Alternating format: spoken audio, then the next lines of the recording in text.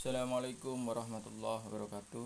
Selamat pagi, selamat siang, selamat malam anak-anakku semuanya. Tergantung Anda kapan lihat video ini.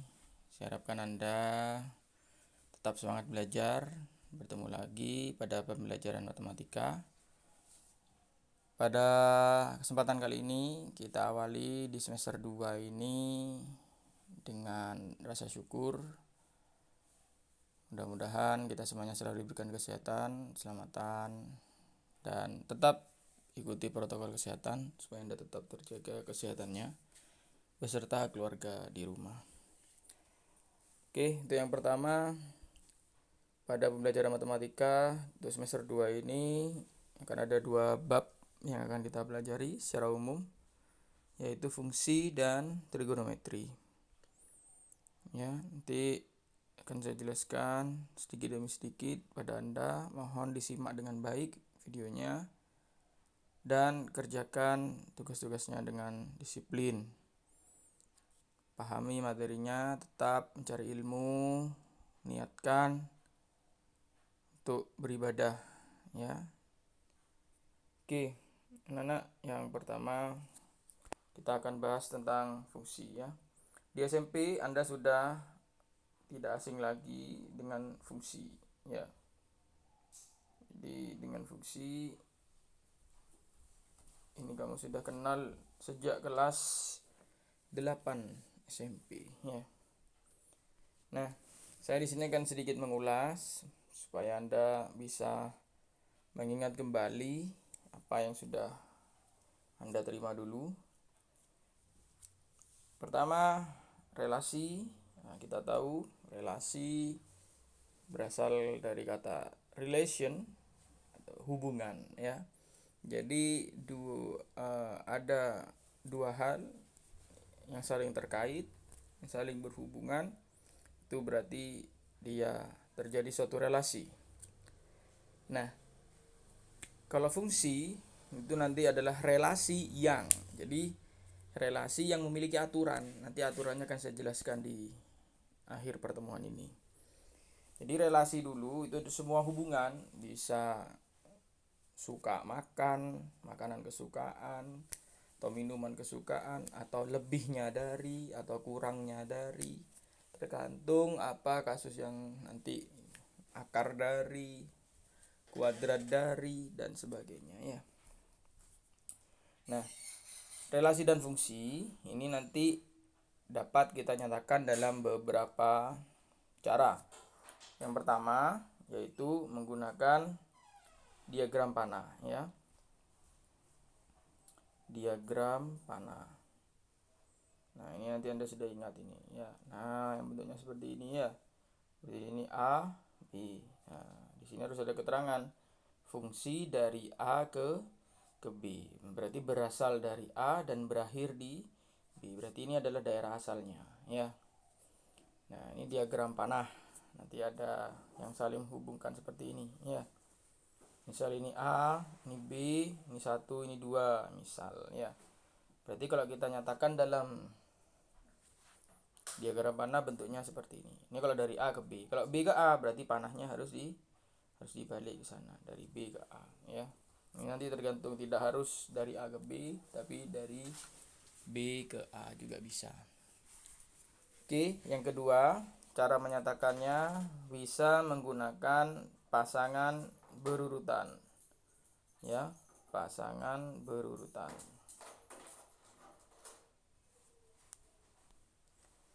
Pasangan berurutan nanti Anda bisa bentuk seperti ini. Jadi kita pakai kurung kurawal. Jadi kalau ada himpunan kita gunakan kurung kurawal, ya.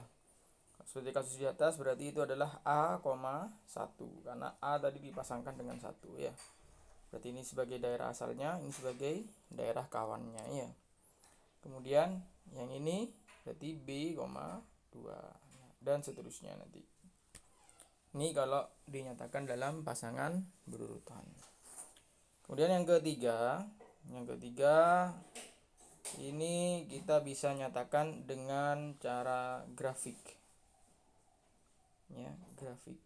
Nah, berarti kita gunakan diagram Kartesius, ya. ada sumbu X, ada sumbu Y, di mana X ini adalah daerah asalnya, ya, dan Y ini adalah daerah kawannya. Sehingga kalau kasusnya seperti tadi berarti A-nya itu ada di bawah sini, B-nya di sini. 1, 2. Misal ini ya, kita hubungkan seperti ini. Tadi kan A dengan 1. Kemudian B dengan 2 ya. Nah, ini kita bisa tarik garis. Nah, nanti kita akan belajar tentang jenis-jenis fungsi ya. Dah, dari 3 ini saya harapkan Anda bisa memahami cara menyatakan fungsi. Oke, jadi relasi secara umum seperti itu. Jadi relasi itu semua hubungan, tapi nanti fungsi itu adalah relasi yang memiliki aturan. Akan saya jelaskan saat lagi. Oke, kita masuk ke fungsi anak-anak. Oke, fungsi. Nah, pertama saya akan coba menggunakan diagram panah ya. Fungsi dari himpunan A ke himpunan B. Misal di sini anggotanya A adalah ABC. Anggotanya B adalah 1, 2, 3, 4. Nah, oke. Ini fungsi dari A ke B. Ini harus jelas ya. Berarti anak-anak himpunan A ini ya, himpunan A ini dinamakan domain ya. Jadi domain itu adalah daerah asal. Jadi ini istilah-istilah yang harus Anda pahami. Nah, domain anggotanya berapa saja berarti? Berarti A, B, C ya. Nah, ini berarti domainnya adalah A, B, C. Jadi domain itu adalah daerah asal. Nah, ini kan dari A ke B berarti asalnya adalah A. Nah, yang B ini namanya kodomain ya. Yang B ini namanya kodomain atau daerah kawan ya. Atau bisa kita singkat dengan konjoni domain ya. Daerah kawan. Berarti anggotanya 1, 2, 3, 4 ya. Bisa dipahami ya. Nah, Anda harus tahu dulu mana yang domain, mana yang kodomain. Dilihat dulu dari A ke B atau B ke A. Jadi domain itu tidak harus di sebelah kiri. Tapi kalau dia dari B ke A, misal dari B ke A berarti domainnya itu adalah B-nya. Jadi yang daerah asalnya ini domainnya. Jadi dilihat dulu kasusnya. Nah, nanti ada juga istilah namanya range. Nah, kalau domain tadi daerah asal, kodomain daerah kawan. Kalau range ini adalah daerah hasil. Nah, daerah hasil berarti kita harus buat dulu dia sebuah relasi ya, fungsi. Berarti seperti ini anak-anak. Misalkan seperti ini, kemudian nah, berarti range-nya adalah, perhatikan. Jadi range itu adalah anggota kodomain yang terpilih oleh domain. Nah, ini. Jadi yang terpilih berapa? 1 dan 2. Berarti 3 dan 4 itu bukan range. Nah, berarti dia hanya 1 dan 2. Itulah range-nya. Nah, Anda harus paham ini ya. Jadi mana yang domain, kodomain, dan range harus paham. Bisa dipahami. Nah, itu kalau kita tulis dalam bentuk diagram panah. Kalau dalam diagram atau dalam pasangan berurutan berarti A,1 misal B,1 ya, C,2. Nah, ini Anda harus tahu berarti A di sini dia adalah domain, B di sini adalah domain, C adalah domain juga, dan 1 di sini adalah range karena dia sudah pasti terpasangkan. Jadi C,2 berarti artinya C dipasangkan dengan 2. Ya, bisa dipahami ya. Mana yang menjadi domain, mana yang menjadi kodomain. Dah.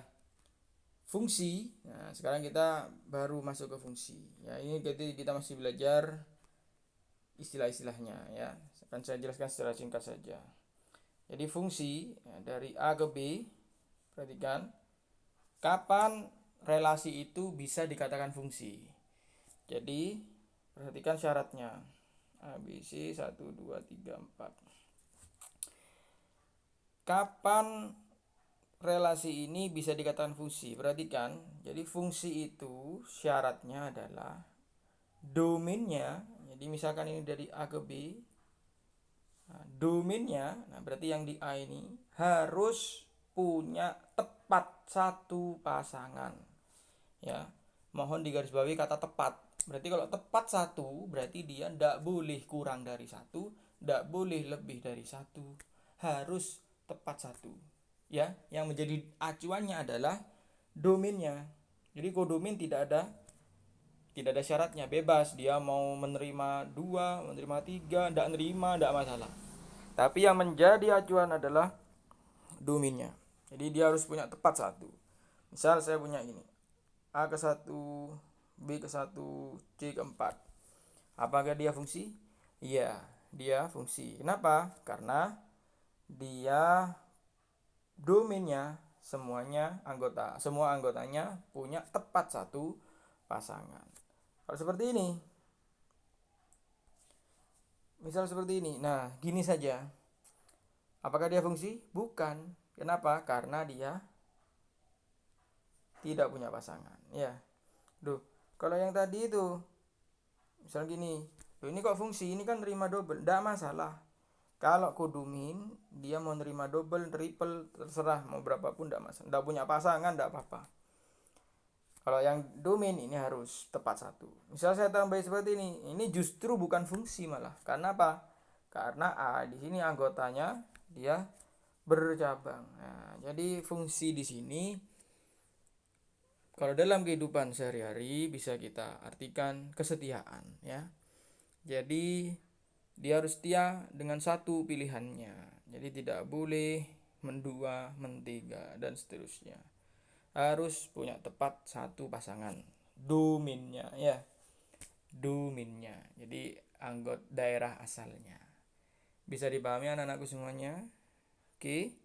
Nah, nanti Anda bisa pelajari lebih lanjut dan bisa mengerjakan latihan-latihan soal yang ada di buku atau LKS yang Anda miliki. Kemudian yang selanjutnya saya akan melanjutkan sedikit lagi, yaitu sifat-sifat fungsi, ya. Sifat-sifat fungsi itu ada fungsi untu. Yang pertama ada fungsi untu. Jadi fungsi untu ini sifat-sifatnya untu.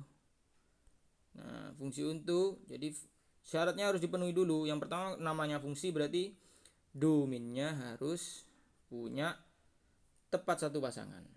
Nah, kalau untu itu ciri-cirinya ada anggota kodomain yang tidak punya pasangan. Jadi misalnya kayak tadi itu ABC 1 2 3 4. Nah, ini kan fungsi harus seperti ini ya. Nah, ini kan ada yang tidak punya pasangan. Berarti ini disebut dengan fungsi untu. Bisa dipahami? Oke. Selanjutnya fungsi into atau surjektif, ya. Surjektif. Nah, fungsi surjektif ini ya di sini A B C, di sini 1 2 misalkan. Nah, dari A ke B. Nah, fungsi surjektif ini tetap harus memenuhi fungsi, tetapi di anggota kodominnya dia tidak punya anggota yang tidak punya pasangan. Jadi semuanya punya pasangan. Itu berarti dia disebut dengan surjektif. Bisa dipahami ya? Jadi bedanya fungsi untu, kalau ini bisa kita sebut into ya. Bedanya fungsi untu dan into tahu ya. Jadi kalau untu itu dia ada sisa anggota kodomin. Tetap tahu kalau fungsi yang menjadi acuannya domainnya. Nah, kalau di sifat-sifat fungsi ini yang menjadi acuannya yang Anda lihat adalah kodominnya.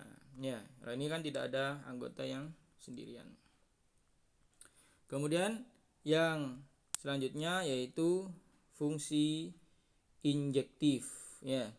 Fungsi injektif. Apa yang dimaksud dengan fungsi injektif? Berarti fungsi injektif itu adalah Jadi di mana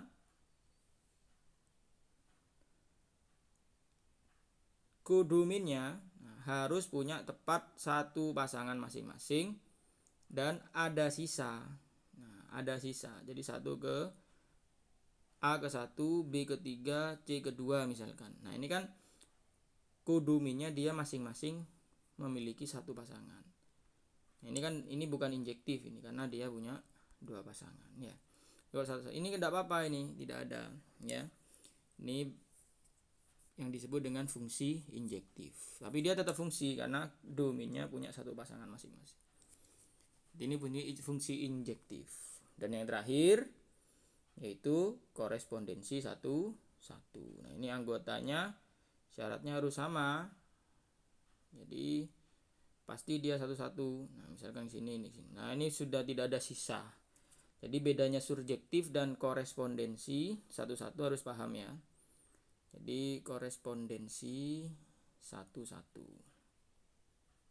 Oke. Jadi kalau injektif masih ada sisa walaupun dia nerima 1, 1, tapi ada satu anggota yang tidak memiliki pasangan. Tidak apa-apa ya. Kalau domainnya yang tidak memiliki pasangan tidak boleh, berarti dia bukan fungsi. Bisa dipahami anak-anakku semuanya?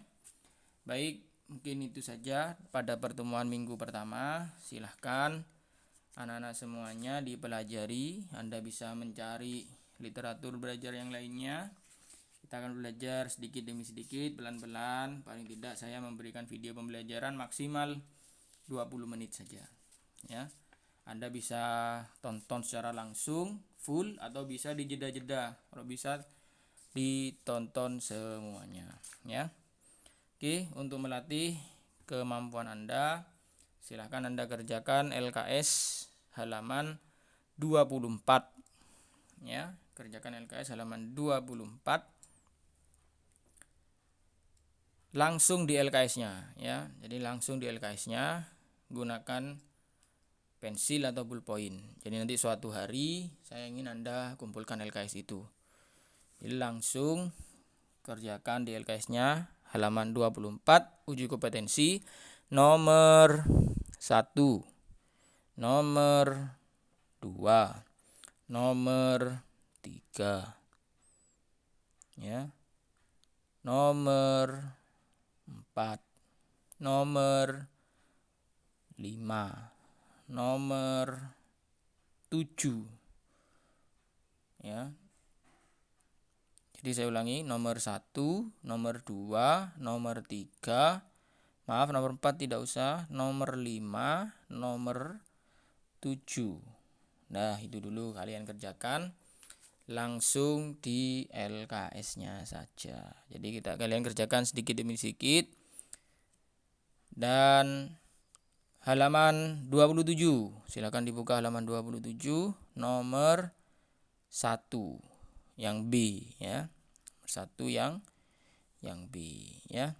Dah, mungkin itu saja dulu. Minggu depan saya akan lanjut pada jenis-jenis fungsi ya. Jadi nanti kita akan belajar tentang fungsi linier, fungsi kuadrat dan fungsi rasional ya. Silakan Anda bisa belajar terlebih dahulu. Nanti muaranya atau pada akhirnya kita akan belajar operasi fungsi, penjumlahan, pengurangan, perkalian, pembagian, dan yang baru di SMA ini adalah fungsi komposisi dan fungsi inverse ya. Mungkin itu saja anak-anakku semuanya. Silahkan Anda belajar dengan baik dan jangan lupa Anda absen kehadiran di kolom komentar YouTube ya. Langsung di situ Anda komen dengan format ya, perhatikan A1 berarti itu untuk IPA 1. Jadi kasih A1 spasi nomor absen. Jadi misalkan A1 20 Darian Aji Bawono misalnya itu ya. Jadi nanti saya rekapnya enak. Kalau IPS S1 seperti IPS 1 berarti S2 18 Darian Aji Bawono misalkan. Ya, silakan nanti akan saya cek kehadirannya di situ.